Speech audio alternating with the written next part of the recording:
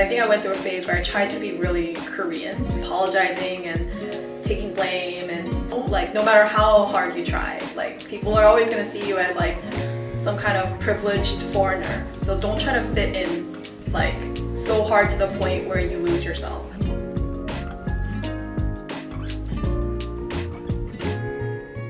First of all, Beth, for those who don't know what Gyopo is, how would you describe Gyopo as? I think Gyopo is Diaspora Korean, right? That's how I understand it. It's a word that refers to, just any ethnic Korean that has resided overseas for a significant period of time.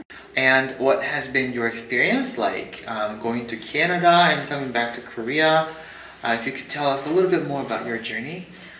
Sure. So I was born in Seoul, South Korea, and I left when I was 7, so that's like elementary school, first grade.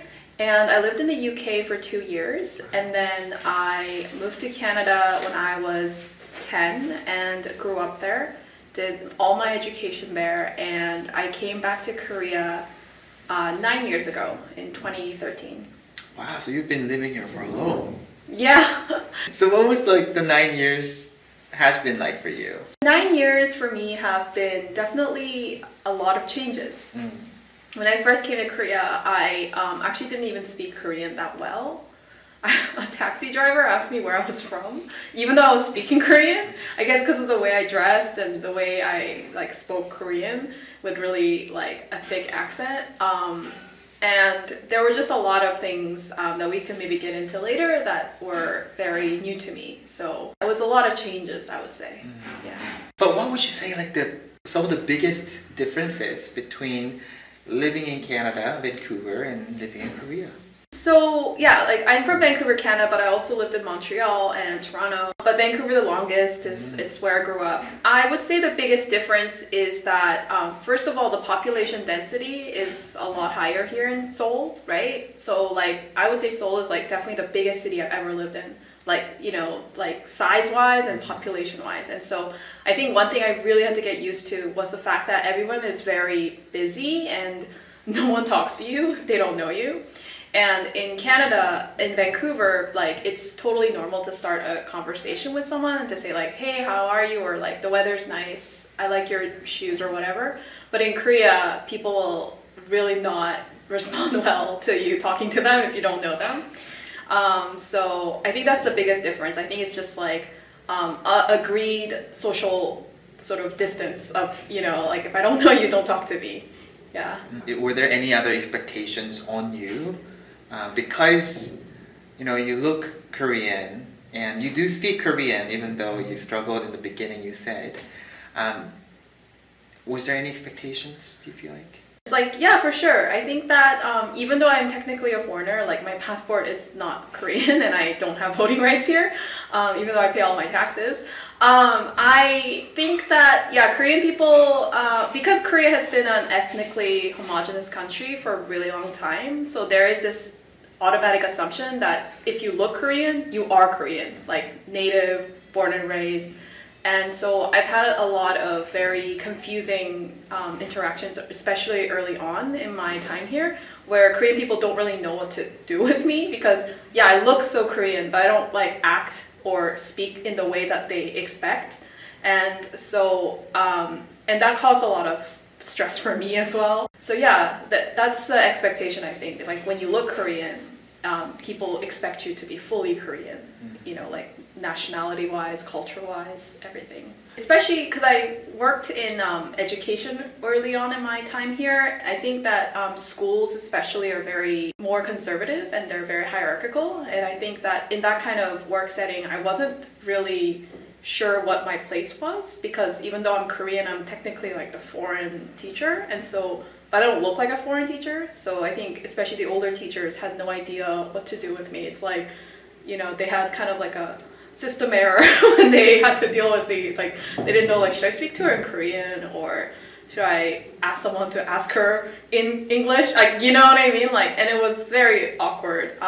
So I think those are kind of the episodes that stood out to me the most early on. Yeah, but not so much now.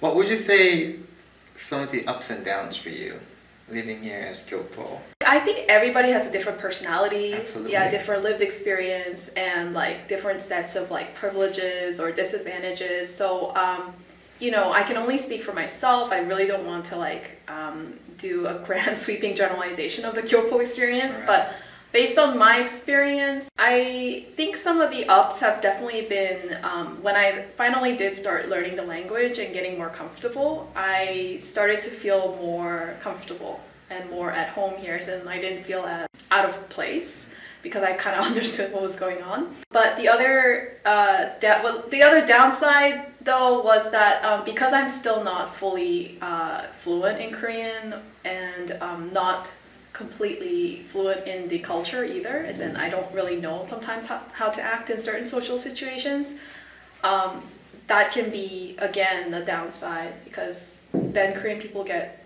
a little bit either offended, like I think that some people might misunderstand my not knowing as being rude, or you know I'm like willfully kind of like disrespecting them or something, even though it's not that I'm disrespecting, it's just I didn't know or I don't know if what was appropriate. Right. It's So- like them saying, you're supposed to know this. How Yeah. come? Why would you act like this? Or why Yeah. would you say certain things? Basically, yeah, that's what it was. So yeah, so those are, I think that's the main up and the main down. Yeah. So how do you overcome the down? Honestly, it just takes time. Like just updating my knowledge about these things. Like I have a hard drive in my brain of like all of these situations down. I know, okay, this is a situation I've dealt with before. I know what to do. Or this is this type of person. They probably don't want me to say things like this, or I should probably present myself this way. Because Korean society is very stratified and very hierarchical, and like I think we wear a lot of masks in this society, and so like I kind of learned to I figured out which mask fits well in certain situations. Like that's not just Korea, right? Like it's anywhere in the world where you have like a culture. Everyone has different social roles, but I think in Korea it just happens to be like really set. So like that being said, like I think it's changing for like Gen Z and like younger Koreans. Like it's not as formal, but for sure, definitely in like a work culture, like any more organized setting, you still need to be really aware of that. And so I'm learning. There are a lot of expectations. I definitely struggle with that mask a little bit. Just having an open mind and really actively trying to learn the language. Time and understanding the culture, I was very negative about the hyper competitiveness of society here.